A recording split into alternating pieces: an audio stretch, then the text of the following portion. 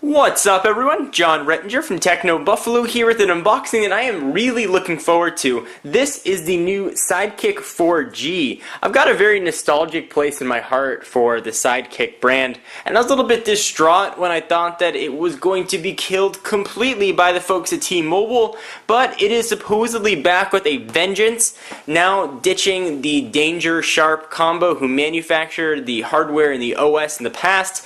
Now we've got Samsung and Android on board. Let's go ahead and see if the Sidekick 4G is worthy of the Sidekick name.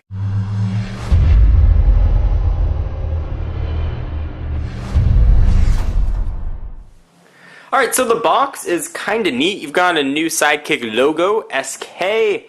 Got some Sidekick branding on the sides, right there as well. Got the phone number covered up. Talking a bit more about the specs, of course I'll run through all that business. You're going to have Android 2.2 on board, but really makes this a Sidekick as opposed to just a standard Android phone is this social address book with Facebook and Twitter clients, enhanced media experience with Media Room and Media Hub. There's all kinds of Sidekick features that you would expect. So let's go ahead and dig in. I have not opened this box up yet. I have not touched one of these, so I am very excited. The original Sidekick and the Sidekick 2 were some of my first smartphones that I owned. I was really excited about it. I loved the social media features that it had at the time, and had the built-in AIM, which was kind of neat. So here it is. It definitely looks like a Sidekick. Push it off to the side for just 1 minute. There is the white color. Let's see what else we're going to get in the box. I am guessing it's going to be battery and cables, but let's go ahead and check it out. So we've got an adapter for the micro SD to standard SD card. That's great. Wall charger. It is using micro USB, which is nice, and USB to micro. Nothing all that exciting there. It looks like there are some books in here as well. Let's go ahead and check that out and get right to the phone. Yep, there's some books. Quick start guide and the rest of it. Push that off. Alright, so here is why you're all here, and something I am, again, very excited and, again, also very nostalgic about. Here is the Sidekick 4G. So let me go ahead and run through the specs of this guy, because there is actually a lot to like. First, it's going to be available April 20th from T-Mobile with support for their HSPA Plus network. So you're going to get up to 21 megabits per second, and also kind of cool, support for their HSUPA for uploads.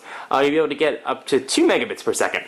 It's got a 3.5 inch of course capacitive touchscreen with a resolution of 480 by 800, and I will pull this sticker off. I know I can see the comments already with everybody talking about it.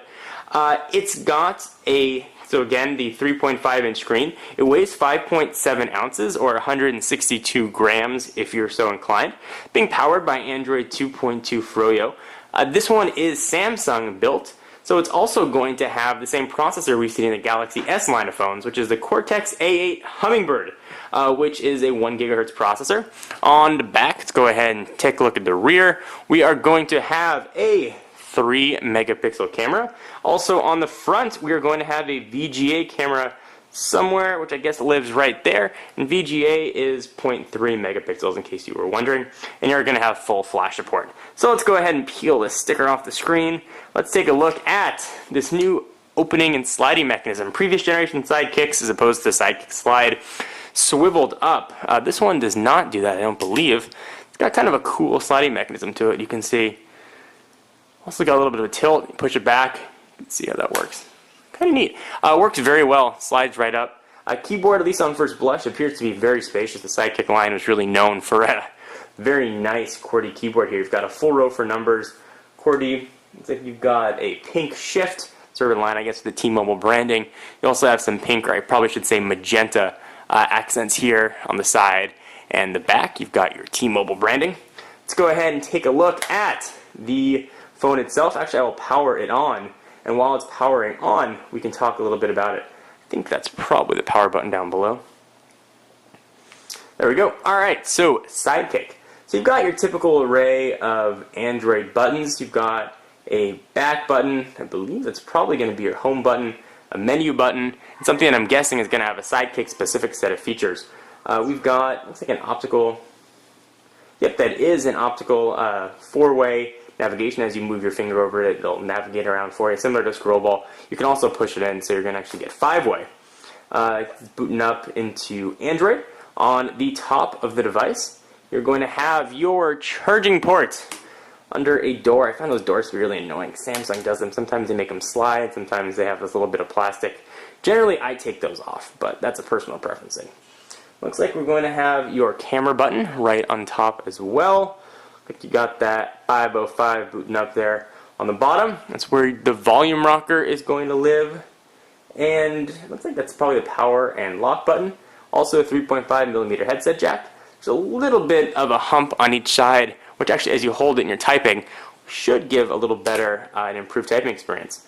So it looks like we are booted up here. Let's take a real quick look at the operating system. I'll do a full walkthrough of all the Sidekick features. This is my first time actually taking a look at this. So let's see what this mystery button does. I'm guessing, yep, it pulls up, so it's a jump key. You can go ahead and set all kinds of settings, I'm assuming, for this jump key. Jump key settings. Jump key shortcuts. So that would be the jump key. And you can go ahead and navigate with this. That is indeed the home button. See sensitivity of the touchscreen. Seems to be working pretty well, about what we'd expect from a pretty decently powered phone here.